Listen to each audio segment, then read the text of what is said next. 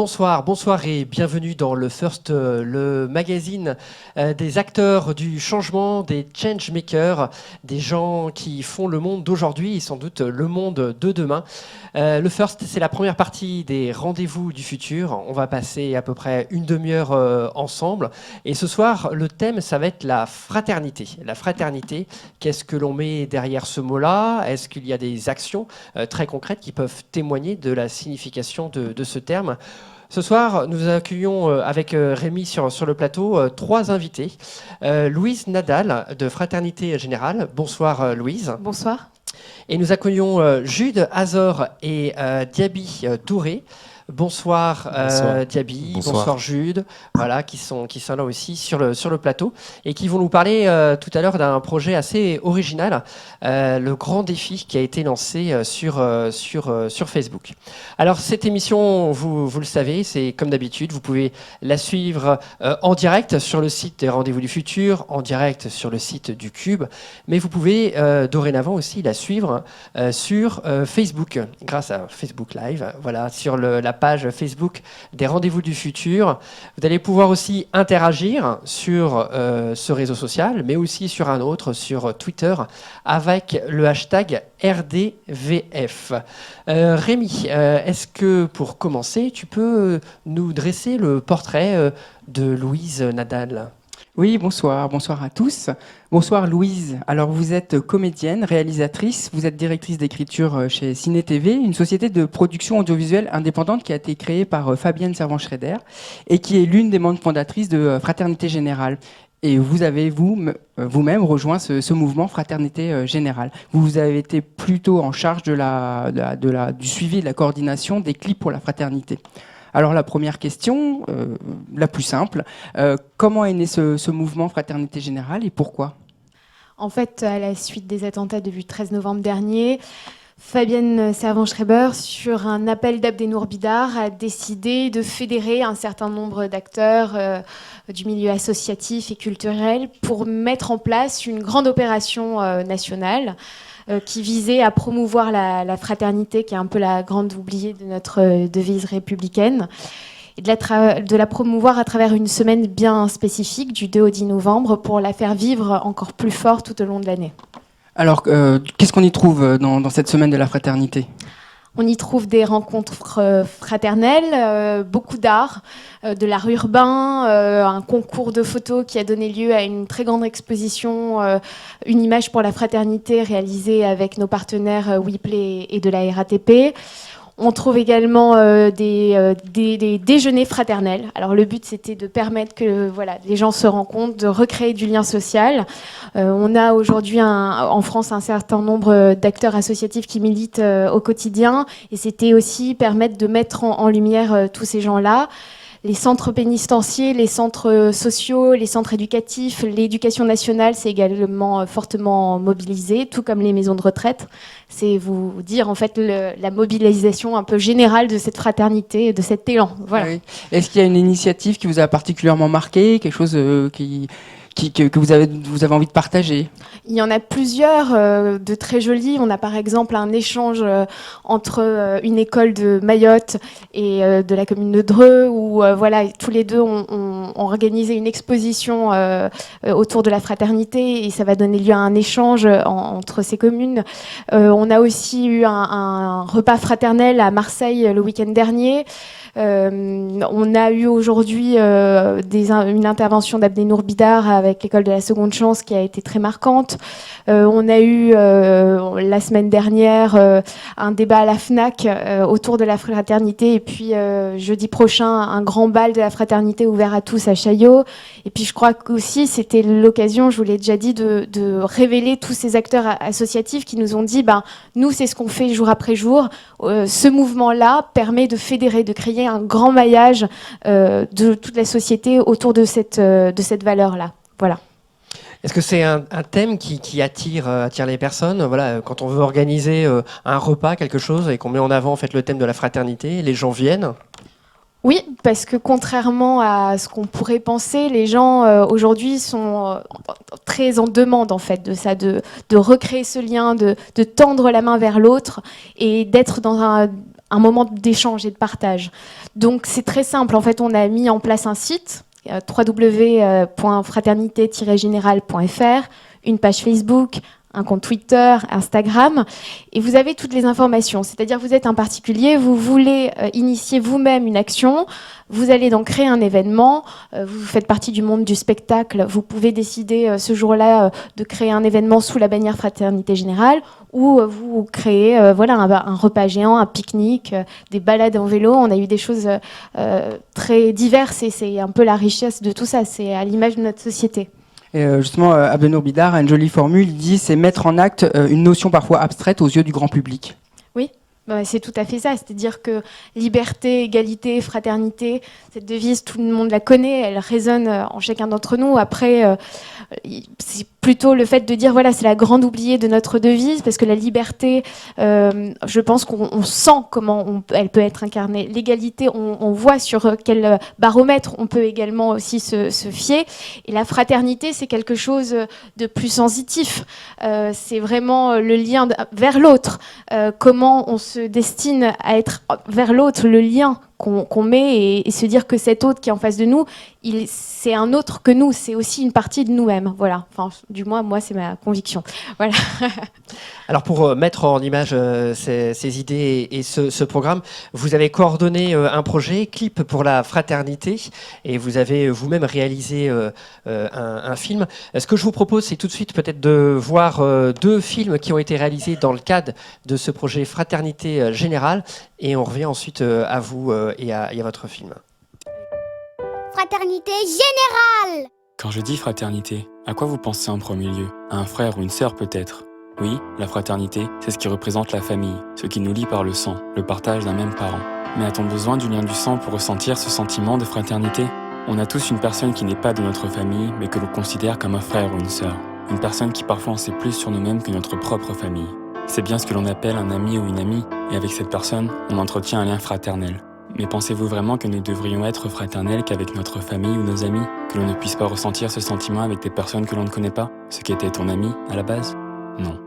Nous sommes d'une seule et même race, la race humaine. De partage, d'entraide, de solidarité.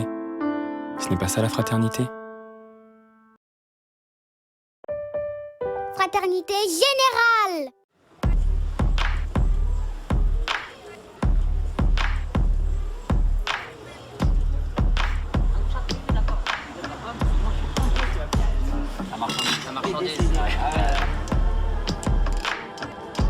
Aujourd'hui, t'avais besoin d'un sourire, d'un regard. T'avais besoin d'être curieux. Ça faisait un bail que t'avais pas pris le temps d'arpenter ton quartier, de regarder les gens, ceux que tu croises tous les jours, tes potes, tes voisins, un passant. Avec eux, tu réalises que t'ouvrir aux autres, c'est t'ouvrir à toi. En fait, l'autre, c'est toi. Louise, nous avons vu donc un premier film qui propose une définition de la fraternité, et ensuite le deuxième. Qu'est-ce qui vous a amené à réaliser ce film, et puis après, dans un deuxième temps, qu'est-ce qui vous a amené en fait à coordonner ces projets de création vidéo? Alors, c'est peut-être l'inverse, en fait. C'est l'inverse, d'accord. J'ai coordonné cette collection parce qu'à l'époque, je travaillais déjà avec Fabienne Servan-Schreiber, que j'ai cru dès le départ à ce projet, qu'on est parti sur une idée de collection de clips parce que c'était le savoir-faire de l'industrie dans laquelle on était, que très vite on a eu d'autres idées parce que pour toucher le plus grand nombre, il faut développer une multitude d'actions. Et voilà, l'image, la production, c'était mon secteur, c'est comme ça que ça s'est fait naturellement. Et la réalisation, ça a été naturel puisque c'était quelque chose auquel j'étais aussi amenée dans mes projets personnels. Voilà. Et où on peut voir ces clips? Ils ont été diffusés à quel endroit? Oui, alors depuis le 15 octobre et jusqu'au 13 novembre inclus, ils sont diffusés sur toutes les grandes chaînes de télé, sur le groupe France Télévisions, le groupe TF1, le groupe M6, Canal+, TV5 Monde, Sci-Fi, la chaîne 23, j'en passe. En ligne sur votre site? en ligne sur notre site dès le lendemain de leur diffusion.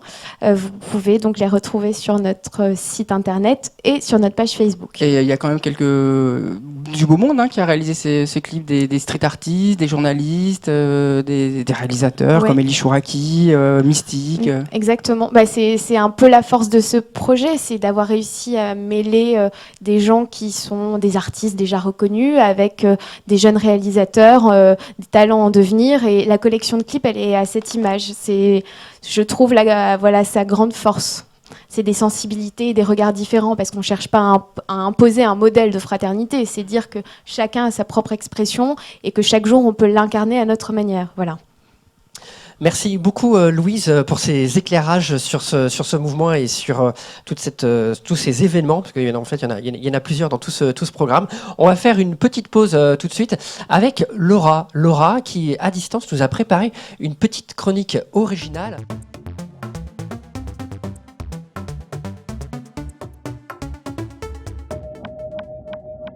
Bonsoir. Qui a dit que les outils numériques n'étaient pas propices à créer du lien social et à favoriser la fraternité et la solidarité? Pas moi en tout cas. Aujourd'hui, qu'est-ce qu'on voit? On voit des individus dans les transports en commun, avec des écouteurs vissés sur leurs oreilles en train de regarder leurs pieds. Ou on en voit d'autres en train de vérifier constamment leurs notifications sur Facebook ou sur Instagram. Bref, aujourd'hui, nous n'avons jamais été aussi déconnectés les uns des autres. Du coup, certains ont pensé à des initiatives numériques qui permettent de recréer ce lien social, à l'image de Blablacar, de Couchsurfing ou encore de Airbnb. À l'heure où l'hiver s'installe, à l'heure où une crise sociale sans précédent s'empare de notre territoire, le mal-logement, la pauvreté, la crise des migrants, le chômage ou la précarité, il est temps de faire preuve de générosité, de solidarité et de se serrer les coudes. C'est pourquoi de nombreux acteurs du changement aujourd'hui de notre société allient Internet et solidarité. Tout cela me pousse donc à vous parler de Besoin d'un toit. Besoin d'un toit, TOI. Né du collectif Merci pour l'invite, entre Belfort et Bordeaux, cette initiative souhaite proposer des services quotidiens à des personnes sans abri. Qu'il s'agisse de nuitées d'hôtel, d'un café, d'un cours de guitare ou d'une simple conversation agréable avec quelqu'un. L'objectif de cette application, vous l'aurez compris, créer du lien social et combattre l'isolement de ces personnes qui vivent dans la rue. Cette application multitâche qui sort aujourd'hui sera accessible sur les smartphones. Le collectif annonce aujourd'hui que 2000 personnes sont prêtes à s'engager. Le collectif compte également sur les associations en contact avec les personnes qui vivent dans la rue afin qu'elles assurent le relais sur place. Gardez en tête ce chiffre. Si un tiers des Français offrait chaque année une nuitée à une personne sans domicile fixe, il n'y aurait plus personne dans la rue. Bref, il est temps maintenant d'enlever un petit peu plus souvent ces écouteurs. À bientôt!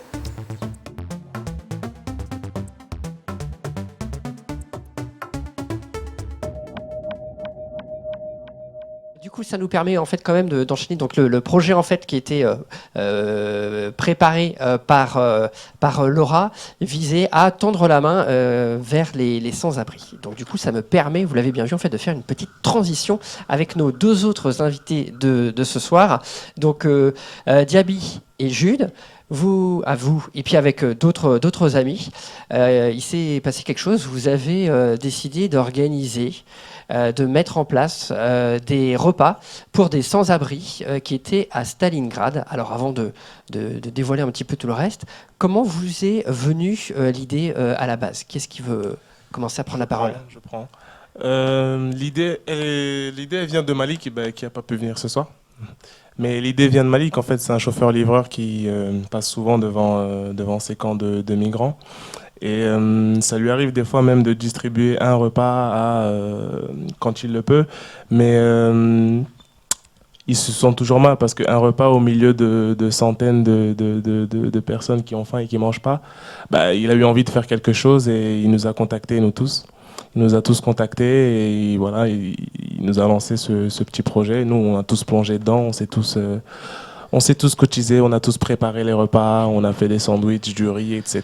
Et on est parti les... Donc concrètement, il est revenu un soir, il vous a dit il faut qu'on se mobilise, on y va. C'est ça, il nous a envoyé des messages, des textos sur Snapchat, voilà. Il nous a contactés comme il le pouvait, on a tous répondu à l'appel.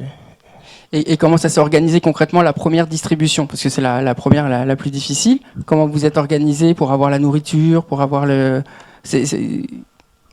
Du coup, on a tous cotisé, comme il a pu le dire Jude. Il y a des mamans qui ont cuisiné des plats traditionnels qui viennent d'Afrique de l'Ouest. Et on a tous été au supermarché faire des achats, tout simplement.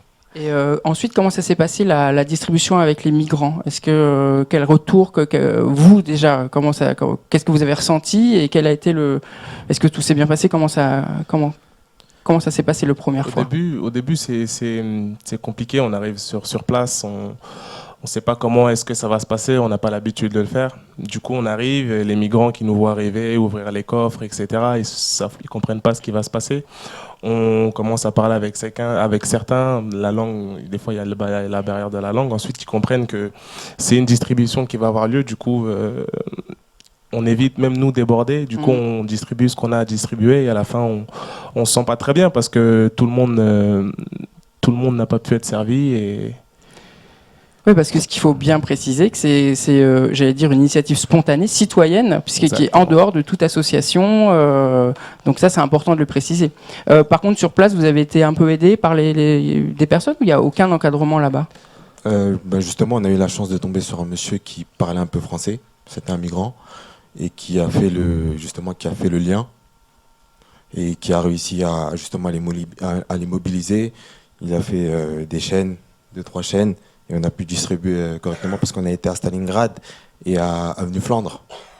À Stalingrad, c'était un peu compliqué parce qu'on venait juste d'arriver, on ne savait pas combien ils étaient.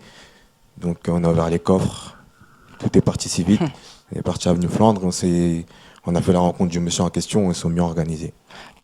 Et alors, donc, vous avez filmé du début, quand on vous voit préparer, dans la vidéo qui a eu des milliers de vues, on vous voit distribuer les repas et à la fin, vous lancez un défi. Un défi sur Facebook à un autre quartier de Sarcelles au départ. Et alors, est-ce que cette idée, elle était dès le début du projet ou est-ce qu'elle était assez spontanée? Nous, personnellement, quand Malik nous informe du projet, etc., à la base, on ne sait pas que c'est filmé. On ne sait pas que ce sera filmé sur place. Quand on arrive pour distribuer les repas, on voit qu'il y a la caméra, etc. Et après, il nous parle de cette idée de défi. C'est pas plus mal, quoi. C'est la mode en ce moment de faire des défis. On voit des défis d'un peu de tout. Des sauts de glaçons, avec de l'alcool. Il y a des défis de tout et n'importe quoi. Et lui, justement, il a eu l'idée, au lieu de faire un défi un peu bête, de faire quelque chose de concret et d'inciter les gens à reproduire cette action qui est plutôt noble, quoi. Qu'est-ce que ça vous a apporté, vous, personnellement, Diaby et Jude? Personnellement, pardon, sorti d'une expérience comme celle-là, on se sent pas bien parce qu'on se dit qu'on peut faire plus et on est les précurseurs du mouvement. Du coup, on pouvait pas savoir on pouvait pas savoir ce qu'il allait en sortir, mais du coup, on en ressort grand parce que on se dit que voilà, nous on peut se plaindre parfois, mais on se rend compte qu'il y a des gens qui ont bien plus besoin d'aide que de nous, quoi. Et j'allais dire, vous avez été quand même le premier maillon de la chaîne qui a lancé toute la dynamique ensuite, donc c'est quand même pas rien. Est-ce que vous attendiez à une telle réaction en chaîne? Parce que alors là, maintenant, au début c'était à Sarcelles, après ça a été dans d'autres quartiers, maintenant c'est dans toute la France. C'est ça. Non, on ne s'attendait pas du tout à ça. Ça a vraiment fait un effet boule de neige. Après, qu'est-ce que ça nous a apporté? Je dirais plutôt que ça nous a ouvert les yeux. Parce que arriver sur place, voir ces gens dans ces situations, franchement, ça nous a vraiment fait quelque chose. Il y en a qui étaient, parmi nous, il y en a qui étaient vraiment à la limite de lâcher des larmes. Et voilà, ça nous a plutôt ouvert les yeux. Et vu que ce défi a mobilisé d'autres quartiers, si ça peut aller encore plus loin, il y a d'autres villes, ça peut encore même dépasser d'autres pays. Voilà, je pense que ça, déjà, on sera déjà fiers de nous. rien que par rapport à ça. On va sur les réseaux, oui, donc il y a différents quartiers, il y a des villes plus éloignées, La Rochelle, qui est pas à côté quand même, il y a Reims, et puis j'ai vu aussi sur les réseaux sociaux et sur votre site, là d'ailleurs, qui est en ligne depuis aujourd'hui, on peut peut-être le dire. Oui, Il y a une annonce à faire aujourd'hui. Il y a le site du Grand Défi qui a été ouvert justement aujourd'hui, qui va permettre à ceux qui veulent se lancer, ceux qui se sentent capables de pouvoir s'organiser, de préparer, de distribuer des repas, des camps de migrants dont ils connaissent la localisation, de s'y inscrire et si jamais ils ont besoin d'aide à travers ce site, si jamais moi je suis dans une ville où il y a un groupe qui veut se lancer dans le Grand Défi et que j'ai envie de donner un coup de main, je serai informé. Et alors j'ai vu aussi que, parce qu'il se passe beaucoup de choses sur les réseaux sociaux, j'ai observé qu'il y a eu une forme de correctif en termes de vocabulaire. C'est-à-dire qu'on parle de migrants, mais aussi on parle des sans-abri de façon plus large aussi. Je crois que l'idée aussi, ça a été d'élargir finalement le Non, le justement, champ. au départ, c'était les sans-abri. Ouais. Et justement, après, il y a certaines personnes qui ont été mentionnées. Et justement, ce jour-là, lorsqu'ils ont fait, ils ont fait la maraude, il y avait des journalistes. Et les journalistes ont plutôt pris le mot migrant. Et donc, voilà, il y a un côté migrant qui est parti. Mais au départ, c'était pour les sans-abri. Lorsque Malik a fait la vidéo, il parlait des sans-abri. C'est ça. Alors justement, il y a eu un emballement médiatique autour de l'initiative, et tant mieux, c'est génial. Vous êtes passé partout, Grand Journal, Libération, l'Express. Alors merci beaucoup d'être avec nous là ce soir. Est-ce que c'était aussi important pour vous de donner une autre image de la banlieue, ou est-ce que c'était une préoccupation qui n'en était pas une? C'est bien pour l'image de la banlieue, mais nous, en fait, on va sur les plateaux pour que les gens comprennent qu'il y a un mouvement qui est lancé, et plus on sera à le faire, mieux ce sera pour ceux qui auront besoin de cette aide. Après, est-ce que ça change l'image du quartier? C'est bien, parce que ça montre qu'aussi on est capable de faire autre chose que de se taper dessus ou de brûler des voitures. Et donc, c'est bénéfique pour tout le monde. Oui, et puis j'allais dire, certains médias découvrent qu'il y a de la solidarité en banlieue, mais elle existe depuis longtemps, elle est là. Mais c'est génial qu'une initiative comme la vôtre soit aussi médiatique, et que justement pour inciter les gens à s'impliquer. C'est ça aussi que vous avez envie. C'est ça. On a toujours été solidaires, on a toujours été fraternels, surtout entre nous. Et surtout le fait de nominer un autre quartier, ça prouve que souvent il y a des petits tricks, il peut y avoir des petits conflits, des petites rivalités entre quartiers. Ça montre qu'on peut, entre quartiers, s'allier et s'unir pour faire une même action. Et voilà, si l'espace de quelques mois on s'unit, et voilà, il y a une forme de paix, ça peut créer une forme de paix entre les quartiers. C'est bénéfique et pour nous et pour les repas qui sont distribués aux migrants, etc. Donc, tout à fait, vous montrez par l'exemple ce que c'est que l'intelligence collective, la bienveillance, voilà, toutes ces notions dont on parle beaucoup ici, et on est super heureux de vous avoir pour voir aussi que c'est mis en application, en acte, comme dans Fraternité Générale d'ailleurs. Il y a eu le week-end dernier, je reviens un petit peu en arrière, en fait, au Cube a été organisé un petit événement justement sur le thème de la fraternité, et différentes personnes ont travaillé sur ce thème-là et ont préparé des questions qu'ils voulaient vous poser. Rémi, est-ce que tu as bien noté ces questions, et est-ce que tu peux t'en faire le porte-voix? Tout à fait. Questions qu'on va vous poser à tous les trois. À tous les trois. Oui, alors effectivement, samedi dernier, on participait à Fraternité Générale avec des ateliers autour notamment du numérique pour la fraternité, et dans ce cadre-là, on a organisé une sorte de débat pour un petit peu avoir des questions, des avis sur la fraternité. Alors, on va vous poser une question que donc le public avait envie de vous poser. Donc, la fraternité relève-t-elle davantage de l'action publique ou des individus, et pourquoi? Alors, peut-être honneur aux filles. Moi, je crois que nos initiatives communes révèlent que ça passe par nous, citoyens, et qu'aujourd'hui, notre action politique en tant que citoyens, c'est ça, c'est d'œuvrer pour une œuvre collective, de retisser ce lien des uns aux autres, en faisant attention à l'autre et en se remobilisant, en étant à l'écoute de l'autre. Voilà. Et je crois que on est dans une société où on croit être très individualiste, mais si on prend le temps de faire attention à l'autre, on se rend compte que pour nous-mêmes, c'est quand même une autre prise de conscience, et c'est ce que vous disiez très justement. Voilà. Diaby, est-ce que vous pensez que l'action publique a aussi un rôle à jouer, ou... L'action publique, elle peut aider. elle peut aider, elle peut encourager, mais la base de la fraternité, c'est l'individu. C'est l'individu qui partage avec un autre individu, l'individu qui fait pour l'autre individu. Voilà, là, nous, voilà, on est toujours, comme on dit, on travaille avec l'humain. C'est l'homme qui donne à l'homme, etc. Et c'est la base de la fraternité. Le public, on peut pas dire que le public n'aide pas. Le public peut aider. On peut avoir besoin du public pour les locaux, pour beaucoup de choses. Le public peut aider, mais la base, c'est l'individu. Diaby, vous voulez rajouter oui, quelque chose? Pareil, je vais les rejoindre. C'est plutôt l'humain. C'est plutôt l'humain. Après, nous, avec Jude, on travaille beaucoup avec la jeunesse aussi.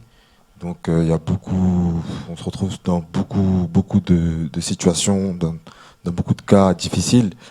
Et il se peut que parfois, il y a des jeunes qui aient des problèmes personnels ou un truc du genre et qui n'osent pas aller voir les institutions à l'école ou quoi que ce soit, et qui viennent nous voir. Et voilà, que ce soit moi ou Jude ou un autre, on est beaucoup dans l'entraide et ils peuvent que se confier à nous. Donc, je pense que l'être humain, c'est mieux. C'est mieux que le public. Est-ce qu'on a le temps d'une deuxième question rapide? Non, elle est très simple, c'est en un mot. rapide Non, et une question du public qui est venu samedi. Selon vous, quelle est la personne qui incarne le mieux la fraternité au monde, ou alors quelle est une belle image de la fraternité pour vous? Moi, je dirais le Dalai Lama. Voilà. Je crois que c'est une figure assez universelle, mais dans notre quotidien, sans aller chercher de grandes figures, voilà, ce que vous faites est incroyable. Je crois que c'est ça aussi qu'on cherche tous à promouvoir, c'est des actions individuelles qui sensibilisent les uns et les autres et qui tissent un lien. Voilà. C'est pas ma question. Du public qui est venu. Je vais être très simple, mais je vais dire que la personne qui illustre pour moi le mieux la fraternité, c'est ma mère. Parce que, non, c'est vrai, parce que je l'ai déjà dit, j'ai pas grandi dans une famille aisée, mais ma mère m'a montré que voilà, c'est pas pour autant qu'il fallait pas donner. Et elle a donné. J'ai souvent même été jaloux parce que elle a souvent donné plus que moi. Mais avec le temps, je comprends. Et aujourd'hui, voilà, je suis un peu l'exemple. Et ouais, pour moi, c'est un exemple de fraternité. C'est elle. Diaby, vous êtes le dernier avec cette question qui n'est pas la plus simple quand même, hein, Rémi. Hein. C'est pas moi. Oui. Je dirais le sport collectif. Ouais, je dirais parce que j'en ai fait, il en a fait, je suis éducateur aussi, sportif. Et je sais qu'à travers le sport, on peut beaucoup rassembler. Et je pense que c'est une bonne image. Ok, merci. Merci à tous les trois. Juste avant de finir cette émission, on va passer à une dernière petite séquence, peut-être plus légère, je ne sais pas, on va voir. C'est la séquence des coups de cœur.